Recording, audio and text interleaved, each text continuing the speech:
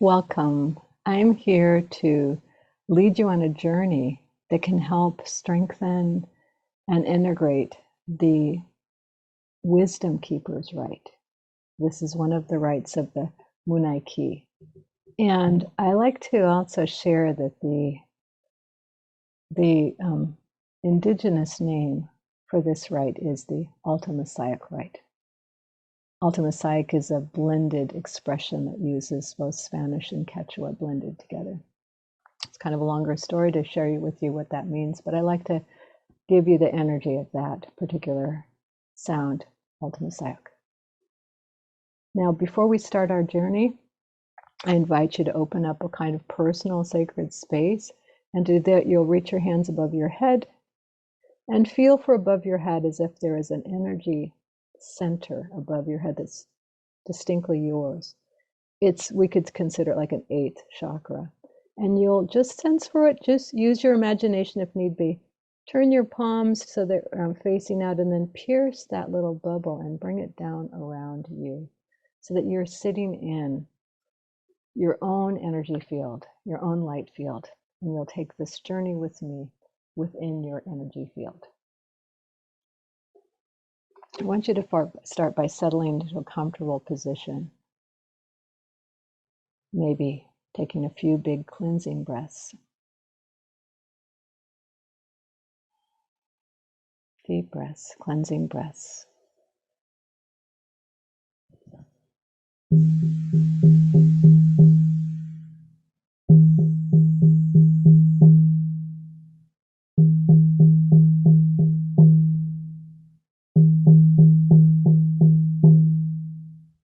Allow Mother Earth to hold you.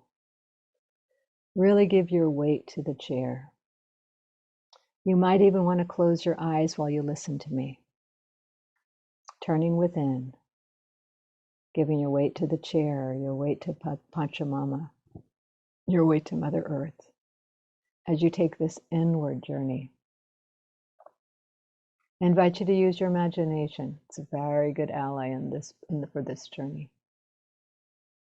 Imagine yourself walking along a dirt path. You're at the base of a mountain, and as you walk, you begin to look and see that the path is taking you up and up and up. And for some reason, you're not quite sure, but as you're taking this walk, this journey upward, some of the old teaching stories are starting to come to mind. And then, as you continue your walk up the hill, up the mountain, you also find that some of your own personal stories are coming to mind. You carry the feeling tone of these personal stories.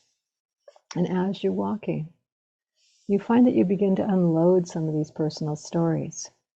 In fact, maybe you see on the side of the path a stone. It's small enough you can put it in your hand, but it's not a pebble. Or stories from your life begin to be remembered. You can blow the energy of them into your stone. Continuing your walk, releasing one after another of your own personal stories into your stone.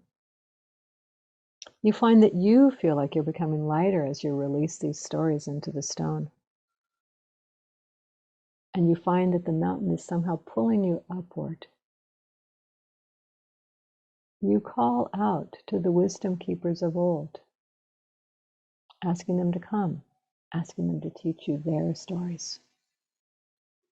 You place that stone down on the path again and continue to walk over some maybe boulders around them, underneath a tree branch here. There's a small mountain stream for you to cross over, and you can do that. Then far above, although you've walked very far up the mountain already, but now far above, you see a wisp of smoke. You begin to keep your climb anew. Higher and higher, sometimes losing sight of that wisp of smoke and then seeing it again.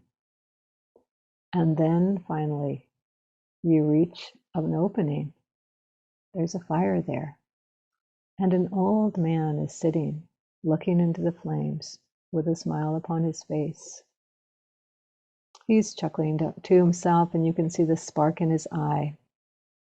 The old man looks up and sees you and welcomes him, welcomes you to join him. You take a space by the fire, looking into the fire with him. The two of you sit in silence, looking at the fire, feeling its warmth, feeling its magic. And then looking up from the flames, you find that others have arrived here too.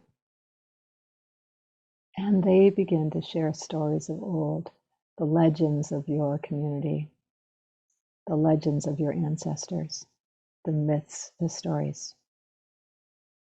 They gently tell their tales, and you recognize that you know what they know. You see the way of the old ones. You know these ancient stories, these myths, these legends as well. And as you listen, sometimes with your eyes closed, but feeling that resonance with these stories, and sometimes with your eyes downcast, you look into the fire. When the stories are over and you lift your eyes again, you see that it's only you and the old man. The others have gone. But you feel a deep sense of contentment. You prepare to leave this timeless fire. The old man has now left as well, but you can hear the chuckle of his laughter. You can remember the sparkle in his eyes. You begin to make your way down the mountain, on that path, across the stream, ducking underneath a branch here and there. You feel the mountain is in your soul. You feel the mountain will always lift you up to its heights. And you begin to understand your capacity to lift up others as well.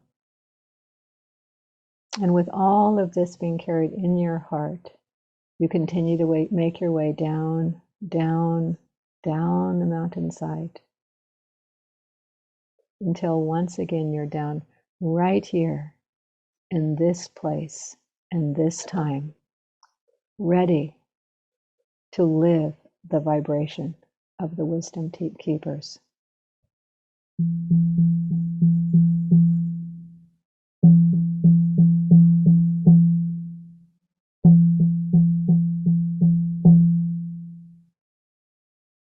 And then reaching down to that bubble that you placed around you, that energetic bubble to surround your light body, you can find the edges of it and bring it back up